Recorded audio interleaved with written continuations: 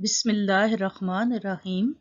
अस्सलामुअलैकुम अज़ीज़ तलबा व तालिबात, गज़ाला डार उर्दू दरस के इस यूट्यूब चैनल में आपको खुशामदीद कहती हैं। आज हम अपनी किताब जान पहचान के सबक नंबर 7 ज़बानों का घर हिंदुस्तान की जांच करेंगे।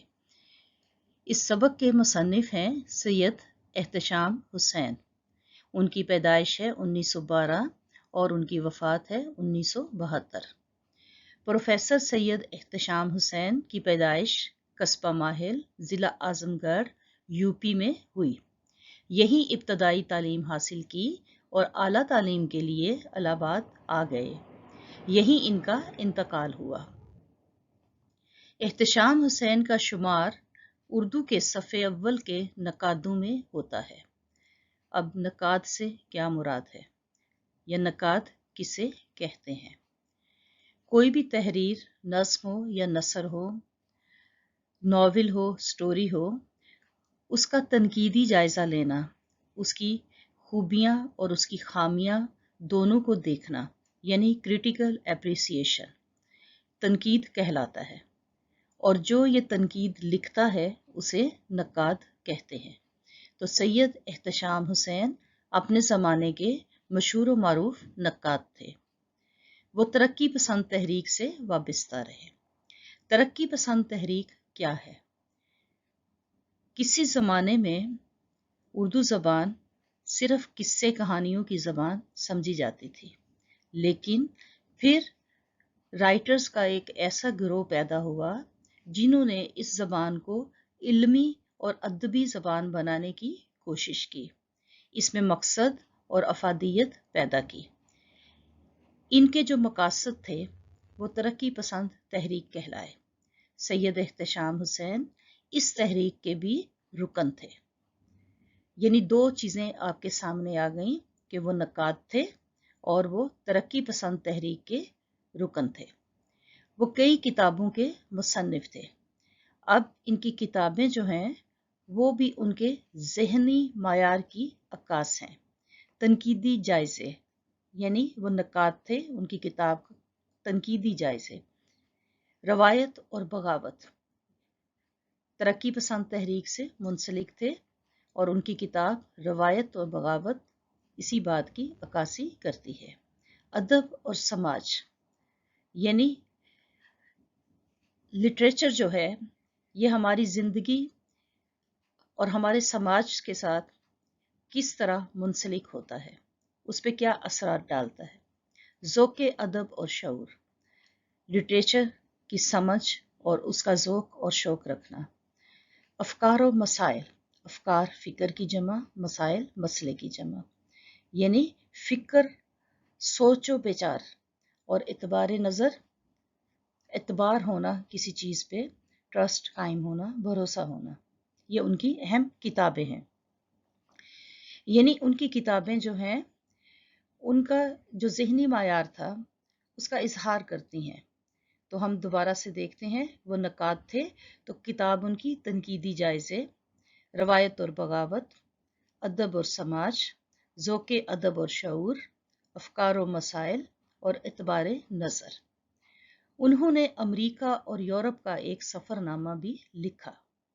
उन्होंने बच्चों के लिए उर्दू की कहानी लिखी। इस किताब में उर्दू ज़बान और अदब की तारीख़ मुख्तसर तौर से बहुत ही आसान और दिलचस्प अंदाज में बयान की गई है। ये सबक उनकी किताब उर्दू की कहानी से लिया गया है। यानी ये जो किताब है इसमें उर्दू ज़बान के जो मदारिज हैं और जो मराहिल हैं कि वो कैसे ग्रेजुअली डेवलप हुई, उसको बहुत ही खूबसूरत और दिलचस्प तरीके से पेश किया गया है। और आपका ये सबक हिंदुस्तान, ज़बानों का घर हिंदुस्तान, इसी किताब उर्दू की कहानी से माखूज़ है। ज़बानों का घर हिंदुस्तान। हिंदुस्तान एक लंबा चौड़ा देश है जिसमें कहीं ऊंचे पहाड़ और गहरी नदियां रास्ता रोकती हैं, कहीं फैले रेगिस्तान हैं जिनमें आबादी कम है, कहीं जमीन सोना उगलती है, कहीं बंजर है और कुछ पैदा नहीं होता। सोना उगलती है यानी सरसब्जो शादाब है और फसलें पैदा होती हैं, और कहीं कहीं ऐसी जमीन है जहां कुछ भी पैदा नहीं होता। फिर यहाँ के बसने वालों को देखो तो काले भी हैं, गोरे भी, खूबसूरत भी हैं और बदसूरत भी, लंबे कद वाले भी हैं और छोटे कद वाले भी, जंगलियों की तरह जिंदगी बसर करने वाले भी हैं और बड़े बड़े शहरों में रहने वाले भी। यहाँ न जाने कितनी तरह के लोग मिलते हैं और कितनी तरह की जबानें और बोलियां बोलते हैं। कुछ ऐसे हैं जिनको हिंदुस्तान में बसे हुए 5,000 बरस से भी ज्यादा हो गए। कुछ ऐसे हैं जो थोड़े ही दिनों से यहाँ आबाद हैं। ऐसे देश में अजीब अजीब ढंग की कौमें होंगी और अजीब अजीब जबानें, लेकिन इससे घबराना नहीं चाहिए। ये तो इस मुल्क के बड़े होने की निशानी है कि इसमें अलग अलग होने पर भी सबके मिलजुल कर रहने की गुंजाइश है। यानी बड़ा मुल्क है तो इसमें तरह तरह के तबके, तरह तरह की जबानें बोलने वाले और तरह तरह के लोग आबाद हैं। और इसका चूंकि रकबा, इसका एरिया बड़ा है तो उसमें सहरा भी मिलेंगे, उसमें सरसब्जो शादाब फील्ड भी होंगे, उसमें पहाड़ भी होंगे, उसमें नदियां और दरिया भी होंगे। और सबसे बड़ी खूबी ये है कि ये सारे के सारे लोग जो यहाँ बसते हैं पुराने ज़माने से भी हैं और बाद में आने वाले भी हैं। ये मिलजुल कर रहते हैं, यानी उनमें यूनिटी है, उनमें इत्तेफाक और इत्तेहाद है, और यही इस मुल्क की सबसे बड़ी खूबी है। ये बताना कठिन है कि 5,000 बरस पहले यहाँ कौन लोग बसते थे, यानी कठिन है, मुश्किल है ये बताना। मगर अब बहुत से लोग ये बात जानते हैं कि इस जमाने से यहाँ दूर दूर के लोग आने लगे। इतना समझ लेना कुछ मुश्किल नहीं है कि पहले दुनिया के ज्यादातर लोग वहशियों की तरह जिंदगी बसर करते थे और खाने पीने की खोज में छोटी छोटी टोलियों में मारे मारे फिरते थे, जानवरों का शिकार करते थे या दरख्तों के फल, पत्ते और जड़ खाकर पेट भरते थे। इनमें के कुछ लोग यहाँ भी पहुंचे। उनकी नस्ल के लोग अब भी बंगाल, बहार, छोटा नागपुर, विंध्याचल के पहाड़ों के करीब पाए जाते हैं। वो जो जबान बोलते थे वो आज भी अलग है। इनमें से कोल और मंडा कबीले मशहूर हैं और अपनी बोलियां बोलते हैं। ये बात याद रखना चाहिए कि दुनिया में कोई कौम ऐसी नहीं है जो कोई बोली बोलती ना हो। यही बात तमाम इंसानों में मिलती है।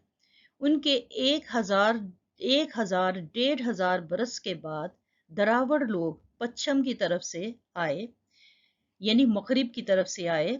वो लोग जिन्हें दरावड़ कहा जाता है, यहाँ उन्होंने खूब तरक्की की। आज भी मद्रास, मैसूर, आंध्र प्रदेश और केरल में यही लोग आबाद हैं। तुमने तमिल, तेलुगु जबानों के नाम सुने होंगे, ये उन्हीं लोगों की जबानें हैं। ये तो था हिंदुस्तान का हाल। बाहर ईरान, चीन, तुर्कस्तान वगैरह में एक और कौम जिसे आम तौर से तारीख में आर्या कहा जाता है, तरक्की कर रही थी। ये लोग बहादुर थे, अच्छी शक्ल रखते थे, घोड़े से काम लेना और खेती करना जानते थे। कोई 3,500 बरस हुए ये लोग हिंदुस्तान में आए और उन्होंने यहाँ के पुराने बसने वालों को हराकर उत्तरी भारत में अपना राज कायम किया। इन लोगों ने बहुत सी नज़में, भजन और गीत लिखे। ये बात याद रखने की है कि ये लोग जो जबान बोलते थे उसे आर्याई जबान कहते हैं। संस्कृत उसी की एक शाख है। यूनानी, जर्मन, पुराने जमाने की फारसी और यूरोप की कई जबानें इसी खानदान से ताल्लुक रखती हैं। और जब तुम आगे बढ़कर इन जबानों को पढ़ोगे तो मालूम होगा कि सब एक दूसरे से मिलती जुलती हैं। जबानों की कहानी बड़ी लंबी है, मजेदार है, मगर यहाँ उसके बयान करने का मौका नहीं है। बस ये याद रखना चाहिए कि संस्कृत उन्हीं हिंदुस्तानी आर्यों की जबान थी। तमाम लोग संस्कृत नहीं बोल सकते थे। यहाँ पुराने बसने वाले या तो अपनी पुरानी बोलियां बोलते थे या मिली जुली जबानें। धीरे धीरे ये हुआ कि संस्कृत ऊंची जात के हिंदुओं की जबान होकर रह गई। आम लोग उससे दूर हो गए। ये लोग जो जबानें बोलते थे उनको प्राकृत कहते हैं। प्राकृत एक जबान नहीं थी, बल्कि अलग अलग इलाकों की अलग अलग प्राकृतें थी। अब इसमें मुसन्निफ आपको ये बताना चाह रहा है कि उर्दू जबान जो है वो कैसे डेवलप हुई। तो इसमें बताया गया है कि पुराने ज़माने में यहाँ जो आर्या आके आबाद हुए तो उनकी ज़बान थी संस्कृत, जिसमें से बहुत सी और ज़बानें भी पैदा हुई। लेकिन आखिरकार क्या हुआ कि संस्कृत सिर्फ ऊंची जात के हिंदुओं की ज़बान बनकर रह गई। तो जो आम लोग थे उनकी बोलचाल मुख्तलिफ ज़बानें मिली जुली ज़बानों में होती थी, जिसे कि प्राकृत कहा जाता था। अब ये प्राकृत जो है किसी एक इलाके की ज़बान नहीं थी, बल्कि हर एरिया और इलाके की प्राकृत अलग होती थी। आगे देखते हैं कि मुसन्निफ इसका तज्जिया किस तरह से करता है। हिंदुस्तान लंबा चौड़ा मुल्क तो है ही। किसी हिस्से में कोई प्राकृत बोली जाती थी, किसी में कोई। अब जो बुद्ध मत का मुकाबला करने के लिए साधु और सनत पैदा हुए, तो उन्होंने भी आम लोगों पर अपना असर डालने के लिए प्राकृतों ही में गीत और भजन लिखे और धर्म कर्म की बातें की। यानी हिंदुस्तान के जो मुख्तलिफ मज़हब हैं, यानी जब बुद्ध मत जो है उन्होंने जब अपने दीन का, अपने धर्म का प्रचार किया और उसके मुकाबले में भी कुछ दूसरे मजहबों ने अपने मजहब, अपने धर्म को लोगों में फैलाने की कोशिश की, तो उन्होंने भी लोगों की आम प्राकृत जो ज़बान थी उसमें ही अपने गीत और भजन लिखे और उसी ज़बान को इजहार का ज़रिया बनाया।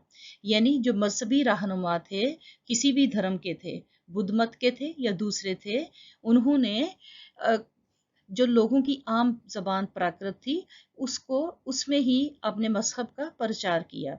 क्यों?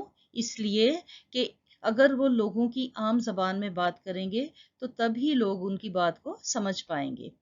इस वक्त दूसरी प्राकृतों या ज़बानों का जिक्र करने की ज़रूरत नहीं। उत्तरी भारत में जो प्राकृत बोली जाती थी, हमें उसी से काम है। इस प्राकृत को शोरसीनी कहते थे।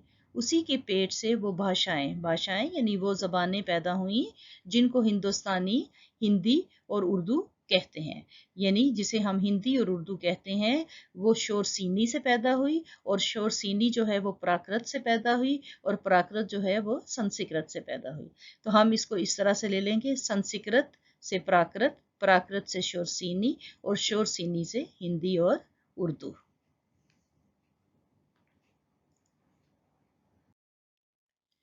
बंगाली, मराठी, गुजराती, पंजाबी, सिंधी, असामी और उड़िया भी नई आर्याई ज़बानें हैं। ये भी तारीख का एक दिलचस्प इत्तफाक है कि जब मुसलमान हिंदुस्तान में आए तो इन ज़बानों की भी तरक्की हुई। मुसलमानों की ज़बानें थीं फ़ारसी, तुर्की और अरबी। उनकी ज़बानें यहाँ की मुकामी लोकल ज़बानों पे असरअंदाज हुईं और इन ज़बानों में भी फिर तरक्की हुई, ये भी डेवलप हुईं। अगर ऊपर लिखी हुई बातें याद रखी जाएं तो आगे की कहानी और ज़्यादा समझ में आएगी और मालूम होगा कि 1000 साल के बाद से जो नई ज़बानें हिंदुस्तान में बोली जाने लगीं, उनमें एक उर्दू ज़बान भी है। ये ज़बान कहीं बाहर से नहीं आई, यहीं पैदा हुई और यहीं के लोगों ने उसे तरक्की दी। इसकी बनावट, इसका रंग रूप सब हिंदुस्तानी है। अगर ये ज़बान किसी दूसरे मुल्क में भी बोली जाने लगे तो वहाँ की ज़बान नहीं बन जाएगी, हिंदुस्तानी ही रहेगी।